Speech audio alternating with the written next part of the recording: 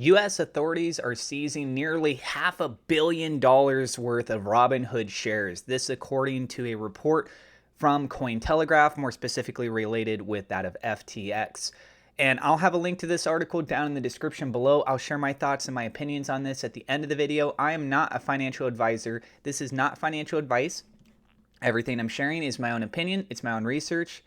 I highly encourage you guys to go do your own research. With that being said, let's go ahead and dive on into this. Officials reportedly told a bankruptcy judge they were in the process of seizing 56 million shares of Robinhood tied to FTX and its former CEO Sam Bankman-Fried.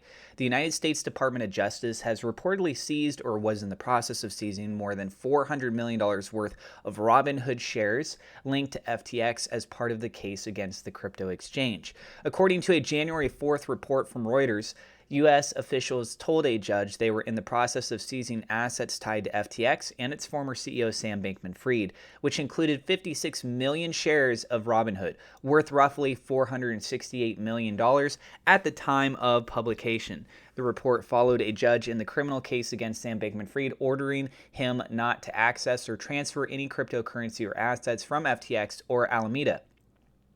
Amid FTX's bankruptcy proceedings, control of the Robinhood shares has been under contention as many investors and creditors look to be made whole. BlockFi, Bankman-Fried, and FTX creditor Jonathan Ben Shimon have all staked claims to the assets. In federal court on January 3rd, Bankman-Fried pled not guilty to 8 criminal counts including wire fraud, securities fraud, and violations of campaign finance laws. He also previously denied moving funds from Alameda, saying he no longer had access to the wallets since stepping down as CEO in November. The former FTX CEO has been under house arrest at his parents' home in California since December, but has been allowed to travel for approved reasons, including showing up for court in New York. His trial date has been set for October 2nd. So let's go ahead and start with the last element here, that Sam Bankman-Fried's trial date is on October 2nd. A lot of people are looking at this and thinking it's ridiculous. Look at how much time he's getting to stay outside of jail while all of this is going on. I mean, keep in mind, guys, that he's staying at home, but these are very serious allegations. And if he is found guilty for these things, he's going to be spending the rest of his life. So, yeah, it's like, how much time is he going to spend in jail? Should he be spending every single waking moment?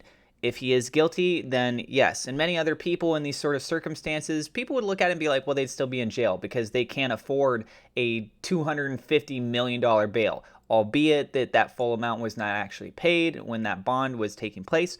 However, still spending millions of dollars to bail somebody out, for the average person, that's just not going to happen.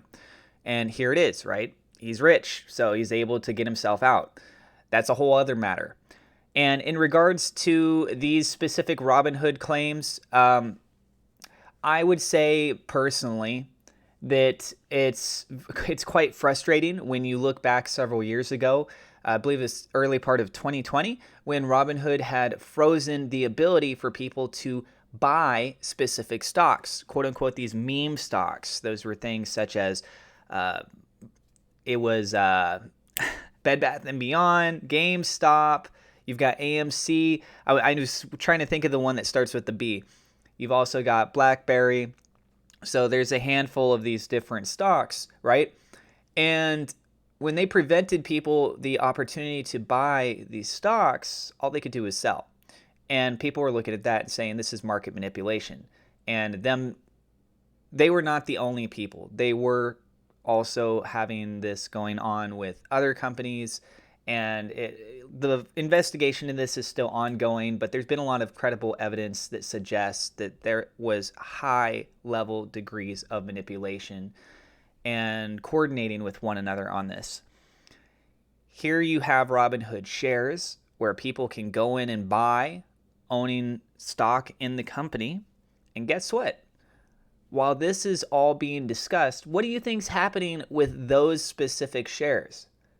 Nothing is happening with those shares. Nobody's buying, nobody's selling those specific shares. The rest of the Robinhood shares are available, right? People can still trade those. But here we're talking about almost $500 million worth of Robinhood shares that could potentially be getting sold. They could be driving the price of Robinhood down to show what the true sentiment of the market is and allowing people to be able to make their profits or whatever, right? Their trades naturally. But you can't do anything with that substantial amount of money until then. It's essentially frozen. It's like it's out of circulating supply. So if anything, that could create an opportunity for Robinhood and its stocks to go up more, which is absolutely atrocious, right? Many people are looking at what happened before and feeling, not everyone may feel like this, but a lot of people are feeling that Robinhood doesn't deserve to exist as a platform anymore, that they should be delisted as a tradable stock. And guess what? If this money was returned to the proper hands, think about all the money that's owed to the FTX customers. If you want to fully pay those people back, where are you going to get the money from? If you got $460 million worth of Robinhood shares, maybe you sell those shares so that you can get the crypto and send that back over to your customer base, the people who deserve to have their money back. Let us know what you guys think about this down in the comments below. Again, I am not a financial advisor. This is not financial advice. Please go do your own research. Thank you so much to my Patreon supporters. A double shout out thank you to WeLoveSafeMoon.com, Victor Vegas, SafeMoon Oz for being higher level patrons.